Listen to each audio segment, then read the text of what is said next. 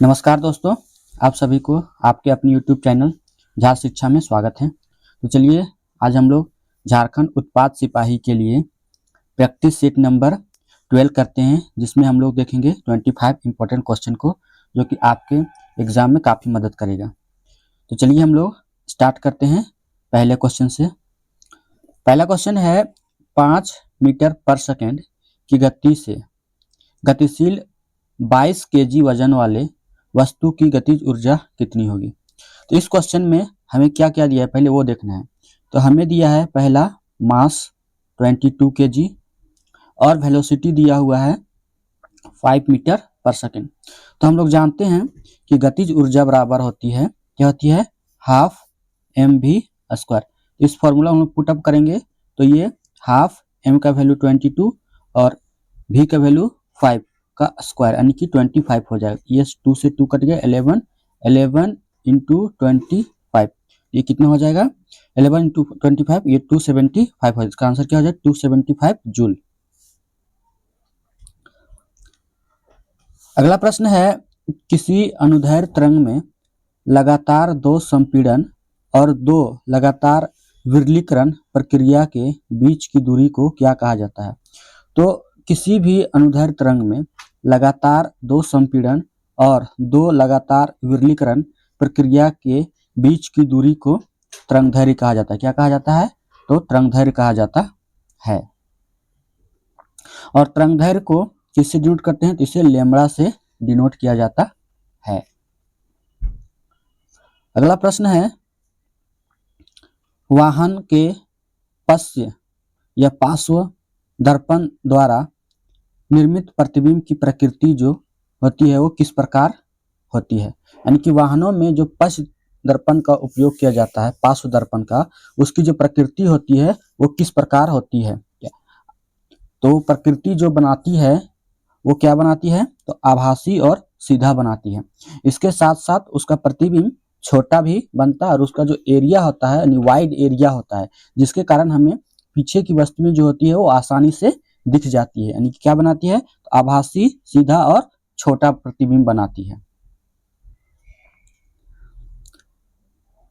अगला प्रश्न है, एक लेंस के डैश से होकर गुजरने वाली प्रकाश की किरण बिना किसी विचलन के निकल जाती है। यानी कि लेंस किस बिंदु से होके गुजरेगी कि वो बिना किसी विचलन के होके निकल जाएगी। तो लेंस जो होती है जब प्रकाशिक केंद्र से होके गुजरती है, किससे, तो प्रकाशिक केंद्र से होके गुजरती है, तो वो बिना किसी विचलन के ही निकल जाती है।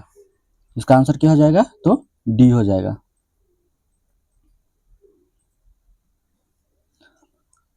अगला प्रश्न है, प्रत्येक 4 ओम के 2 प्रतिरोध 5 वोल्ट बैटरी स्रोत के साथ समानांतर क्रम में संयोजित है, परिपथ में प्रवाहित कुल धारा का मान ज्ञात कीजिए। इस क्वेश्चन में हमें दिया गया है रेसिस्टेंस यानी प्रतिरोध कितना दिया गया है, 4 ओम। कितने हैं, ये 2 है। तो हम लोग पहले इसका इक्विवेलेंट यानी कि टोटल रेसिस्टेंस निकालेंगे। तो 1/R इक्वल टू होता है 1/R1 प्लस 1/R2 इस फॉर्मूला से। तो इससे अगर हम लोग फाइंड आउट करते हैं तो 1/R इक्वल टू हो जाएगा 1/4 प्लस 1/4 इक्वल टू हो जाएगा 2/4 हो जाएगा। इससे मेरा वैल्यू निकलेगा कितना, 1/2 आया।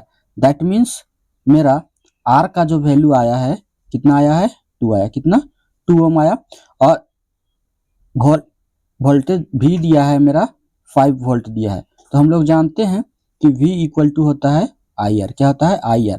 तो हमें क्या फाइंड करना है, करंट फाइंड करना है। तो I इक्वल टू क्या होता है, तो I इक्वल टू हो जाएगा V/R और V का मान तो दिया है 5 और R का वैल्यू आया था 2। इसको अगर हम लोग कट करते हैं तो इसका मेरा आंसर कितना आएगा, 2.5 आएगा। क्या आएगा, 2.5। यानी कि आंसर जो होगा मेरा सी ऑप्शन सही हो जाएगा।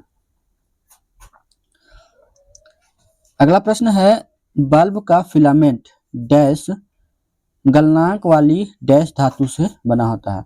तो जो बल्ब का फिलामेंट होता है वो किससे बना होता है, ये उच्च गलनांक वाली प्रबल धातु से बना होता है। किससे, तो उच्च गलनांक वाली प्रबल धातु से बना होता है। और जनरली जो बल्ब का फिलामेंट होता है वो टंगस्टन का इस्तेमाल किया जाता है। किसका, तो टंगस्टन का इस्तेमाल किया जाता है बल्ब का फिलामेंट बनाने के लिए।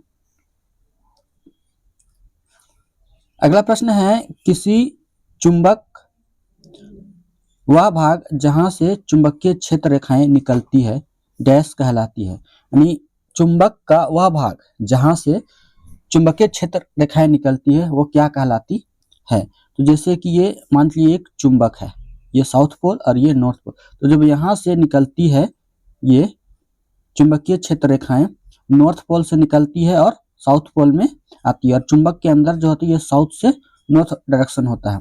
तो चुंबकीय क्षेत्र की जो रेखाएं निकलती है उसको क्या बोलते हैं, तो उसको बोलते हैं उत्तरी ध्रुव। क्या बोलते हैं, तो उत्तरी ध्रुव, यानी कि उत्तरी ध्रुव से ही चुंबकीय क्षेत्र रेखाएं जो है वो निकलती है। अगला प्रश्न है, डैश हवा में नमी के अवशोषण की प्रक्रिया है। तो हवा में नमी के अवशोषण की प्रक्रिया को क्या कहा जाता है, तो उसे कहा जाता है डेक्लेशंस। क्या कहा जाता है, तो डेक्लेशंस कहा जाता है। अगला प्रश्न है, डैश में पतली कोशिका भित्ति के साथ अपेक्षाकृत अवशिष्ट कोशिकाएं होती है। यानी किसमें पतली कोशिका भित्ति के साथ अपेक्षाकृत अवशिष्ट कोशिकाएं होती है, तो किसमें होती है, तो पैरेनकाइमा में होती है। किसमें, तो पैरेनकाइमा में होती है। अगला प्रश्न है, निम्नलिखित में से कौन अकशेरुकी प्राणियों में शामिल नहीं है। तो अकशेरुकी प्राणियों में शामिल नहीं है, दैट मीन्स उसमें रीढ़ की हड्डी जो होती है वो नहीं होती है। तो अकशेरुकी श्रेणियों में शामिल नहीं है कौन, मतलब अकशेरुकी श्रेणियों दैट मीन्स जिसमें जो रीढ़ की हड्डी होती है कशेरुकी में रीढ़ की हड्डी होती है और अकशेरुकी में रीढ़ की हड्डी नहीं होती। तो इसका जो सही आंसर हो जाएगा वो हो जाएगा सरीसृप। कौन, कि सरीसृप जो होती है वो अकशेरुकी में शामिल नहीं, मतलब दैट मीन्स इस सब में जो रीढ़ की हड्डी नहीं होती, एरिकनेड में नहीं होती है, कीट में भी नहीं होती है, और मोलस्क प्राणी में भी रीढ़ की हड्डी नहीं होती है, और इसमें सरीसृप में रीढ़ की हड्डी होती है।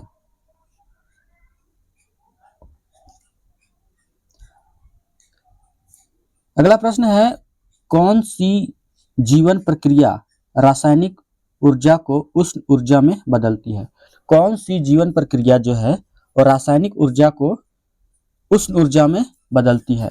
तो श्वसन जो है वो रासायनिक ऊर्जा को उष्ण ऊर्जा में बदलती है, यानी कि श्वसन के दौरान जो होती है वो उष्ण ऊर्जा उत्पन्न होता है। जैसे हम लोग इसमें देखते हैं C6H12O6 को जब ऑक्सीजन के साथ रिएक्ट करवाया जाता है श्वसन में तो क्या मिलता है, तो हमें मिलता है6CO2 प्लस 6H2O प्लस क्या मिलता है 686 कैलोरी हमें ऊर्जा मिलती है। कितना, 686 कैलोरी ऊर्जा मिलती है। अगला प्रश्न है, पुरस्थ ग्रंथि से होने वाला स्राव डैश में प्रवेश करता है। तो पुरस्थि से होने वाला स्राव जो है वो कहाँ प्रवेश करता है, यह मूत्र मार्ग में प्रवेश करता है। कहाँ, तो मूत्र मार्ग में प्रवेश करता है। अगला प्रश्न है, निम्नलिखित में से कौन सा एक कैल्शियम का समृद्ध स्रोत नहीं है। कैल्शियम का समृद्ध स्रोत नहीं है जिसमें से कैल्शियम नहीं पाया जाता है। तो पनीर में पाया जाता है, कोलाड ग्रीन्स में पाया जाता है, अंजीर में पाया जाता है, बट गाजर में नहीं पाया जाता है। गाजर जो है ये विटामिन ए का प्रमुख स्रोत है। क्या है, विटामिन ए का प्रमुख स्रोत है। अगला प्रश्न है, पौधों को 5 समूहों में बांटा जाता है, इनमें से कौन सा एक नहीं है। तो कौन सा नहीं है, तो इसका आंसर हो जाएगा प्रोकोर्डेटा, ये नहीं है। तो पौधों को 5 श्रेणियों में बांटा जाता है, कौन सा, तो पहला है थैलोफाइटा। कौन सा, थैलोफाइटा, ठीक। दूसरा है ब्रायोफाइटा, यही है ब्रायोफाइटा। तीसरा है टेरिडोफाइटा। चौथा है जिम्नोस्पर्म, क्या है जिम्नोस्पर्म। और पांचवा है अनावृत बीजी, क्या है अनावृत बीजी। यानी कि ये 5 समूहों में पौधों को बांटा जाता है।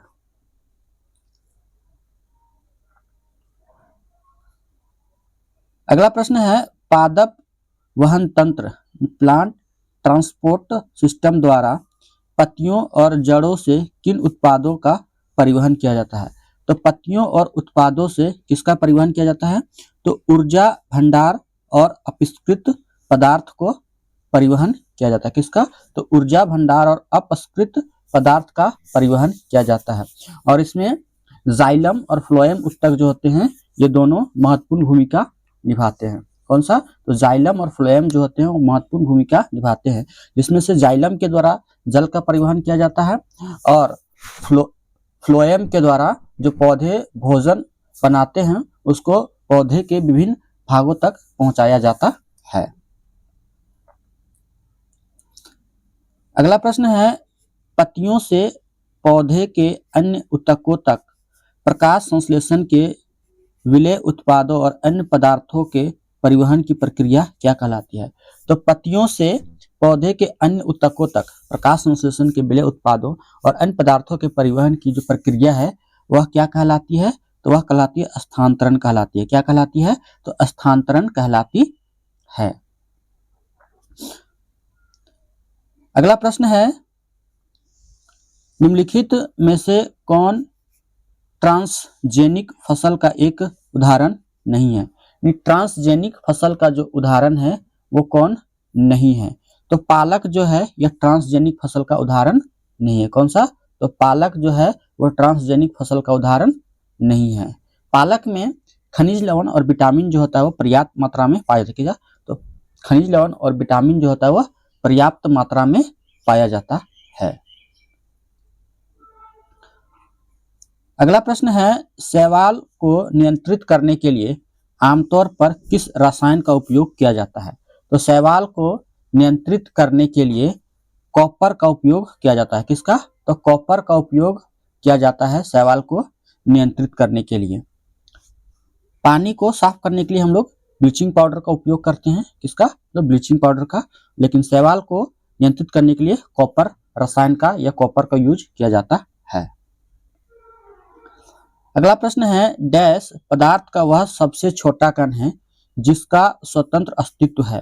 तो पदार्थ का वह छोटा कण जिसका स्वतंत्र अस्तित्व है वह है अणु। क्या है? अणु है। अगला प्रश्न है पानी से हाइड्रोजन को अलग करने की प्रक्रिया क्या कहा जाता है? तो पानी से हाइड्रोजन